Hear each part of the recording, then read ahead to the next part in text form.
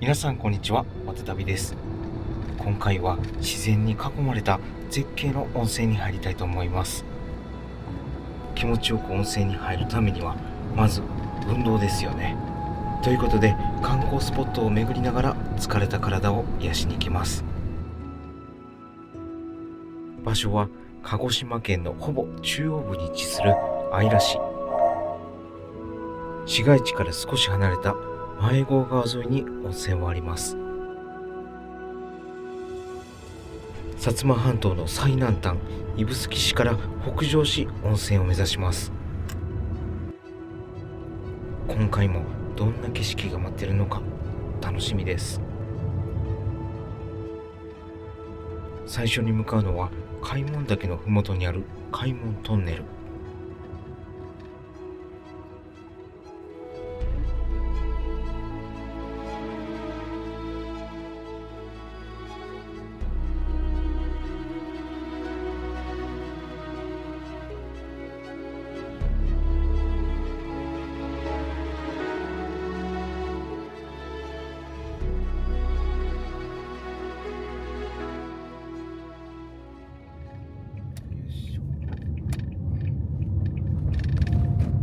2kmのつもりです。この山麓自然公園の手前を左ですね。はい。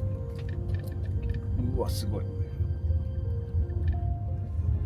わ、雰囲気抜群やな。気持ち悪い。すごい。何ここ。映ってるかな、カメラ。すごい。ちょっと怖いな。怖さも感じる。てかこれ、対向車来たらどうするの？一通なんかな。ここで離合できるみたいですね。この天井が穴開いてて、その天井からね、鶴がね、垂れてて、幻想的ですね。うおー、何ここ。しかも長くない？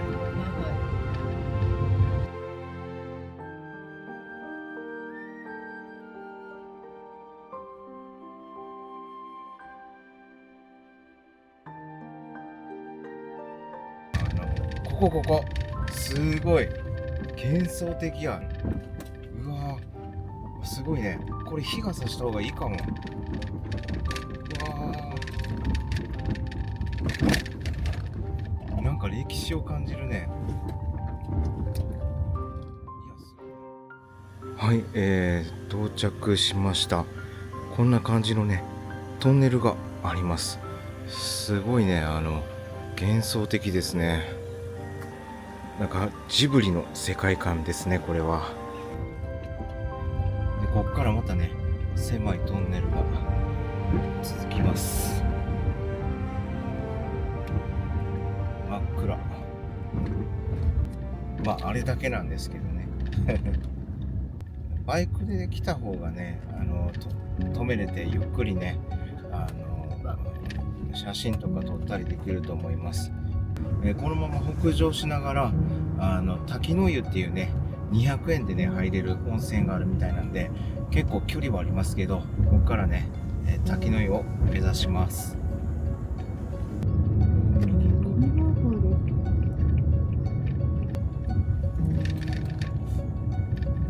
向です。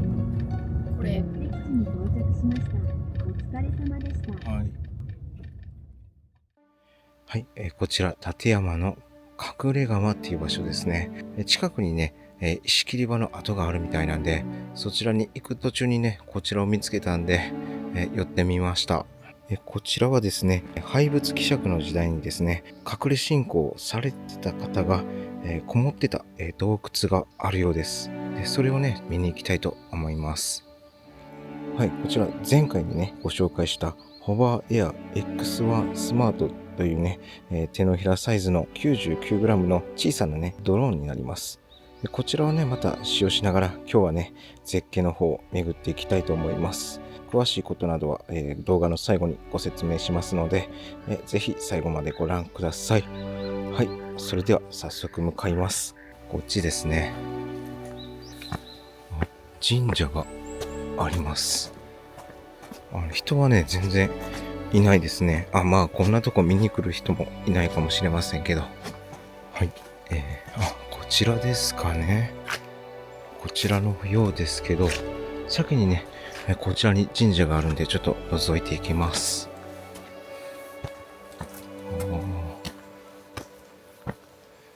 名もなき神社ですね。ポツンとね、神社が佇んでいます。地面を割ってタケノコが生えてきてます。すごい。こんな感じで生えてくるんですね。はい、こちらが隠れ窯ですね。ここは江戸時代からね、ある、洞窟みたいです。地図だけ見るとかなり奥行きはありそうですね。空気口跡とかもあるみたいです。ここまでして信仰を続けてたっていうのもなんか不思議ですね。浄土真宗ってこんなにも信仰心の強い宗教でしたかね。入り口はこちらですね。センサーで今電気がつきました。こちらに人感センサーがあるみたいです。急に電気がついて中へ入れみたいなね感じがしてちょっと嫌ですね。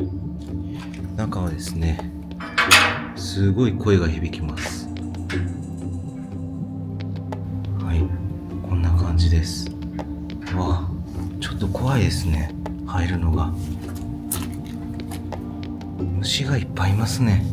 これ虫が苦手な人はダメかもしれません。ではね、進んでいきます。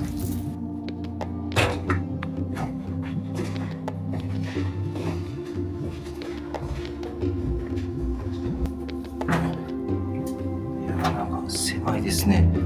かがんでいかないといけないです。あと、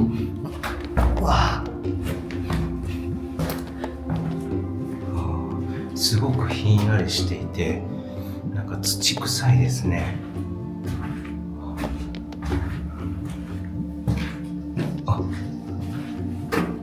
そう。ここに何かいますね。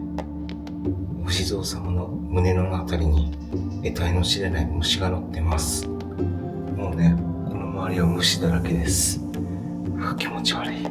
ちょっと一旦待機。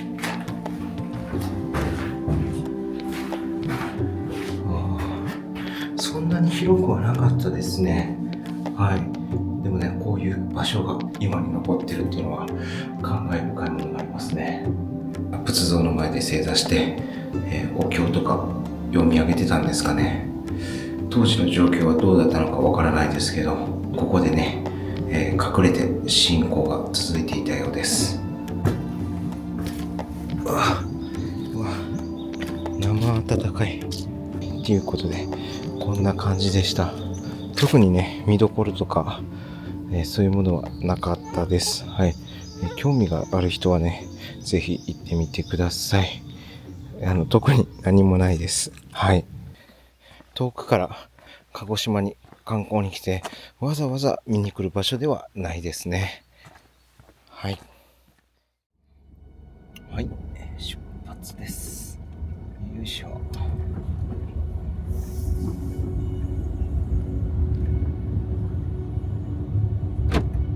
およそ600メートル先、右車線を進みます。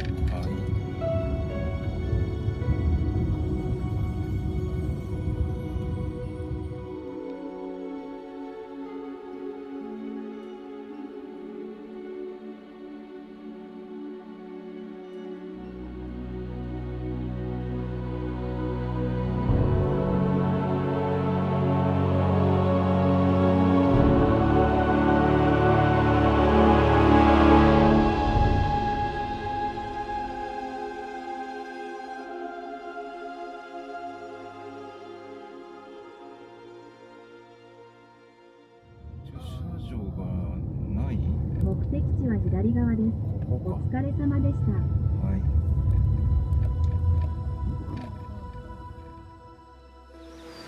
はい、到着しました。こちらがね、高田石切り場の跡地になりますね。駐車場はないんですけど、ここにね、ちょうど車1台ぐらいのスペースがあるんで、こちらに止めて入ります。この入り口からもうすぐにね、もう石切り場の跡が見えてますんで、早速向かっていきます。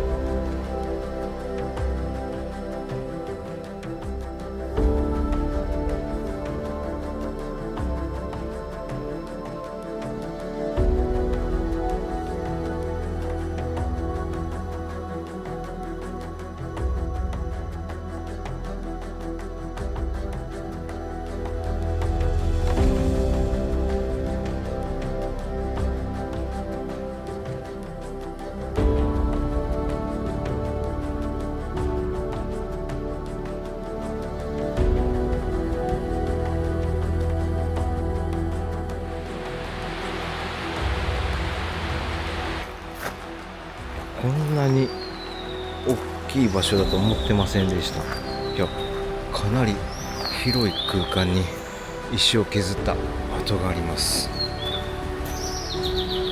すごい。いや、めちゃくちゃ神秘的ですね。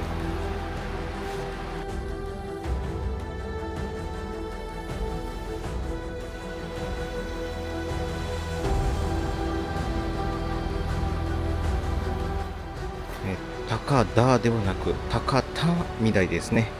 濁らないみたいです。まずはこっちを見てみます。こちらに何かありますね。これは、何でしょうか。音楽会。この場所でですね、音楽会が開かれるみたいです。音が反響してスピーカー代わりになるんですかね。いいアイデアかもしれません。で、これまたね、バンド名がもういけてますよ。親父おふくろバンドってまた渋いですね。削られた跡があるって感じなんですけど、このね、高さにはすごく圧倒されます。特にね、何もないですね。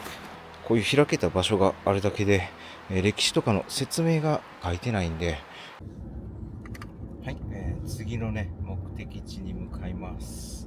ここから58キロで、1時間8分で到着です。今から行く先はね、なんか Google マップでもたどり着けないとか、どこにあるかわからないってレビューがいっぱいあったんで、それをね、行ってみたいと思います。国道3号から多分こっちに入るんだと思います。観光地化されてないんで看板とかはないと思います。K じゃないときついとは書いてたんですけど、ハイエースで行けるんでしょうか。この左手に川が流れてるんですけど、多分ね、この川をたどればその先にはね、滝があるはずです。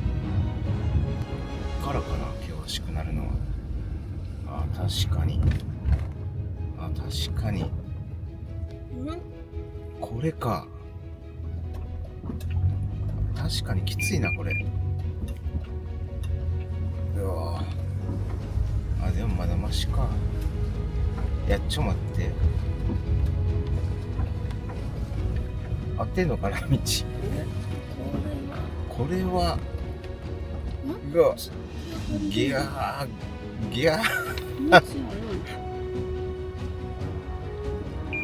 いや、確かにこれは、ハイエース。っていうかさ、じゃあ、戻ろっかってなっても U ターンできんねんけど。どうしよう。積んだかもしれん、これ。積んだな。いや、積んだぞ、これ。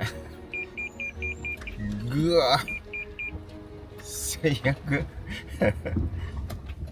ここで U ターンはできるけど、どうする？攻める？いや、攻めんとく。ここでケツ入れて歩くわ。はい。進める限界まで来ました。はい。こんな感じの道で、K ならね、まだ進めそうな感じはします。はい。こちらにね、なんとか、駐車できるスペースがあったんで、こっからね、歩いていきます。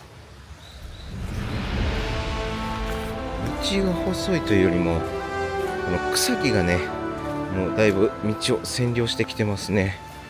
なんか雨が降ったみたいですね。地面がぐちょぐちょです。長靴の方が良かったかもしれません。これは車きついですね。いや、こっからめっちゃ荒れてます。道が閉ざされてますね。で、蜘蛛の巣がすごいです。ちょっと待って。はい。勇者の剣を手に入れました。これでね、進んでいきたいと思います。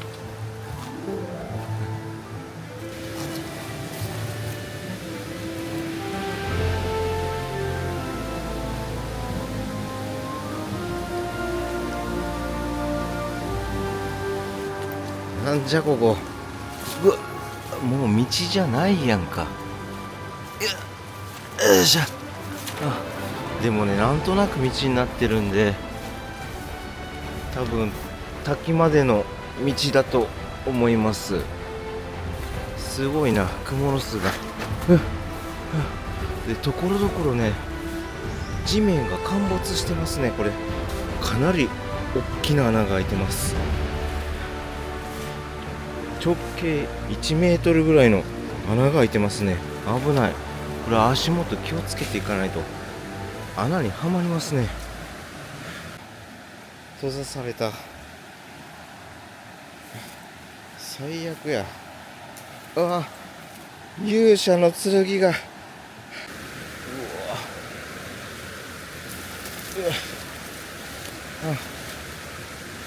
でもこっからね、歩きやすいです。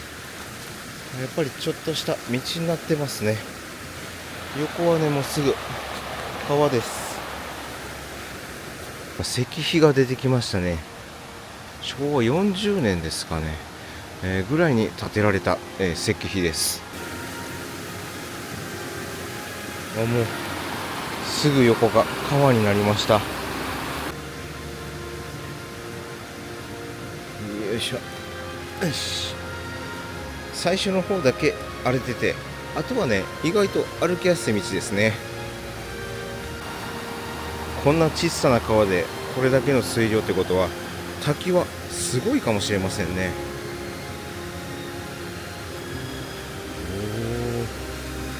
すごい大自然。ここからまたね、道が怪しくなってきましたね。怪しいですね。ちょっと待って、勇者の剣がないんやけど、勇者の剣探しから始めましょう。やりました。冒険者の剣を手に入れました。これでね、突き進んでいきたいと思います。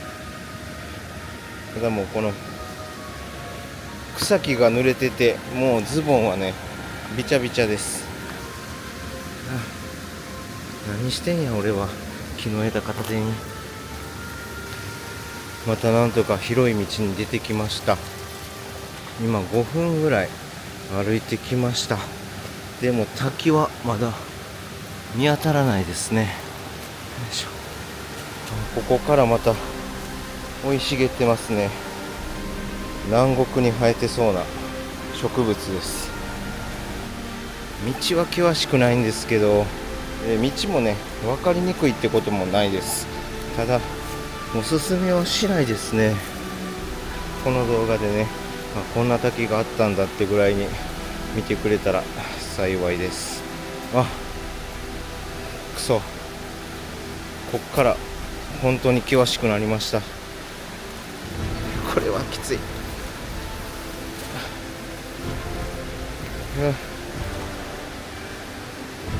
なんとなく道はなってるんですよ。すごい草木で覆われてますけど、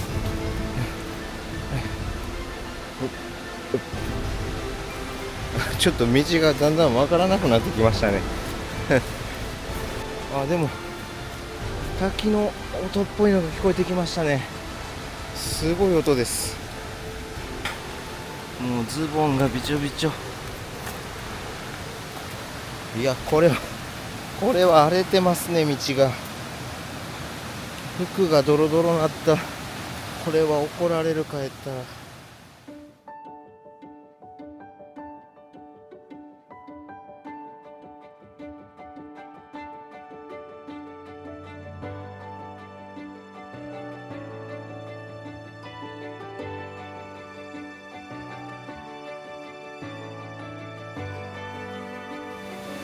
滝はかなり近いですね。でもここから道がどんどん道がなくなってきた。ありました。おお、すげえ、なんだこれ、すごい。すごいです。こちらです。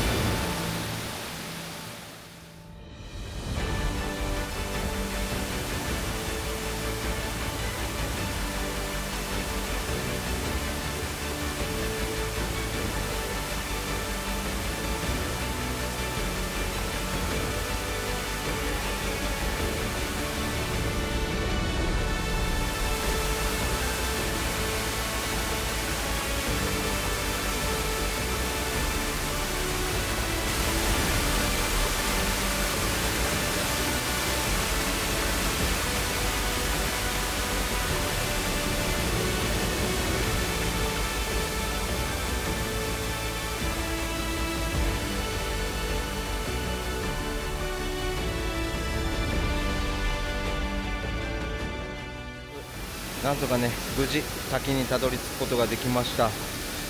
レビューの方でも、ね、どうやって行くのかわからないとか、結構ねあったんですけど、とにかくね、この道っぽい道をひたすらかき分けるですね。それがもう答えです。ただね、もうほんと一本道なんでね、分かれ道とかないんで、ただ突き進めば、たどり着きます。ただね、おすすめはしません。はい。いや、もう汗もかいて服もびちゃびちゃで、早く温泉に入りたいです。はい、戻ってきました。ですね、駐車場から滝まで、8分でしたね。興味がある方はね、行ってみてはいかがでしょうか。はい、すごい滝でした。まさかね、あんなとこにあんなすごい滝があるとは思いませんでした。いや、すごく良かったです。じゃあ次に向かいます。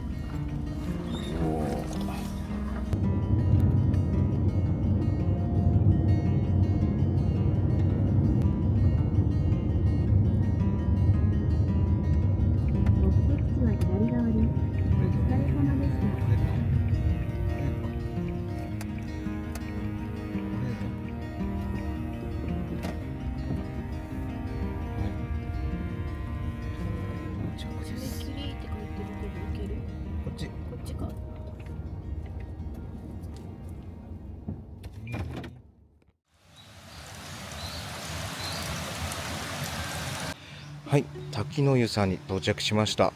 こちらはね、無人の温泉で、大人1人、200円で入浴することができます。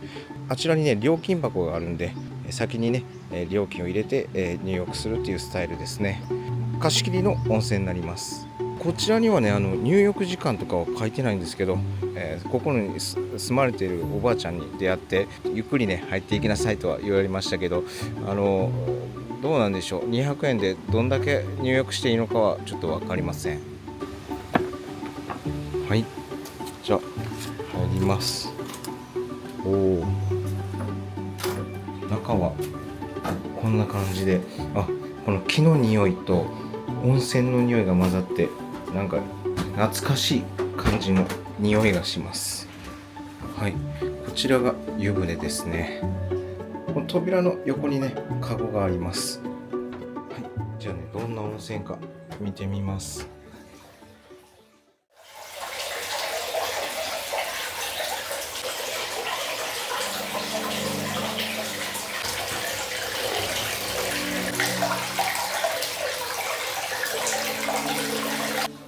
思ったより良かった。っていうか絶景風呂ですね。はい、こんな感じですね。こちら側にシャワーがあります。で、シャンプーとかね、リンスとかボディーソープは、ありません。はい、こんな感じですね。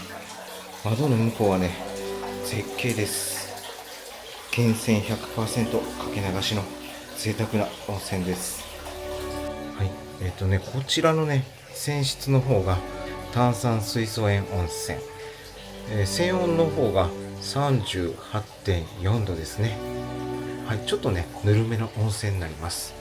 で、飲むことはできません。で、こちらのシャワーはね、水しか出ませんでした。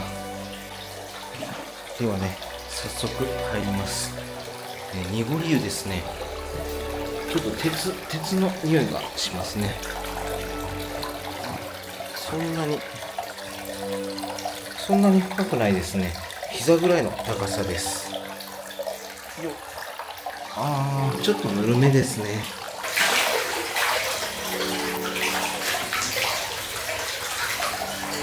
すごいですね。もうこの辺もう茶色く変色してます。鉄の匂いがね、すごいです。泉温がね、38度ぐらいなんでずっと疲れてますね。でもね、じわじわと体が温まってきます。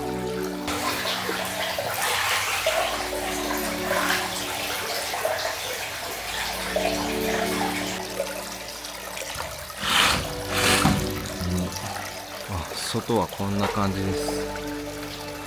川の音と鳥の鳴き声が聞こえてきます。